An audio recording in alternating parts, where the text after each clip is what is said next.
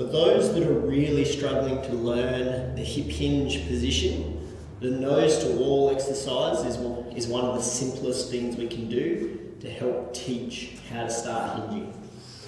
So for this exercise, you're going to get very close to the wall. Your knees are basically going to be right next to it, and then your nose is going to be just off of touching the wall. And then we're going to maintain that position with our head throughout this, so that we have to hinge backwards, pushing our weight back to maintain that kind of nose position as we move through it. So in nice and close, you can feel the low back, or just have your arms behind your back. From there, we keep our nose close to the wall, pushing our hips back. We should still keep an upright position to our trunk, and then we squeeze our glutes and stand back up. The thing we don't want to see is people sitting back, coming away from the wall. And you see, if you lose that trunk position, you're going to go forward towards the wall. So it's just staying up tall, hinging back, squeezing the glutes to come back up, and repeat. This can also be done with a stick for feedback if it's necessary, but the wall's often enough feedback to teach most people. The hinge pattern can also be learned in a glute bridge position. So where we lay down on our back, we have the heels bent up towards the bottom. My preference would be to have the arms down on the ground, palms facing up. And then from here, we simply try to squeeze the bum muscles and come straight up, so that there is a straight line from my knee, my hip, through my shoulders and my head basically. We want to be able to pause in that position and then a hinge straight back down.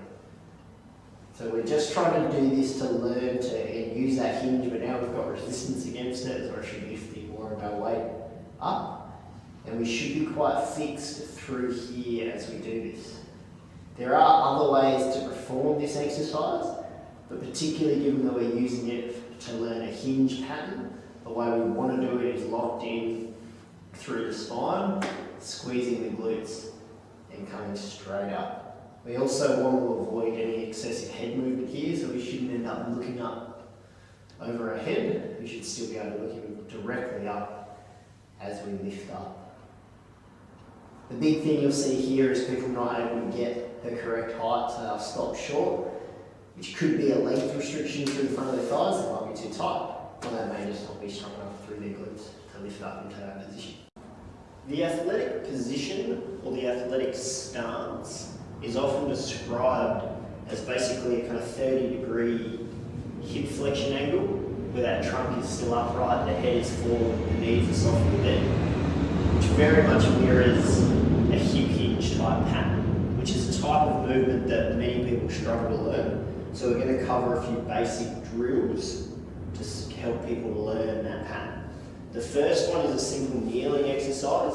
If you have it available, it's ideal to use a stick to help give people feedback, to help them learn this exercise, where we can have the stick on the back of the hips, the middle of the upper back, and the back of the head touching the stick, so we've got those 3 points of contact. As we learn to hinge, by just pushing the hips back, getting that weight shift back, but keeping those 3 points of contact, and then being able to squeeze the glutes and come back up. The main thing to notice here is that angle, that kind of curve in the low back, does not change as I go through that movement, where you'll see many people that as they do this, they will squish their hand and the stick will drop off either at the bottom, or they'll even lose it at their head or arch out too much through their upper back. So this is a very simple pattern, but a lot of people really do struggle to learn this simple movement. To progress this simply from here is to go back up into standing. So to do the exact same thing from here, where we push back, hips go down and come up into standing, where we then go exact same, the hips go back, we still keep those 3 points of contact, we squeeze the glutes and we come back up. So very simple pattern.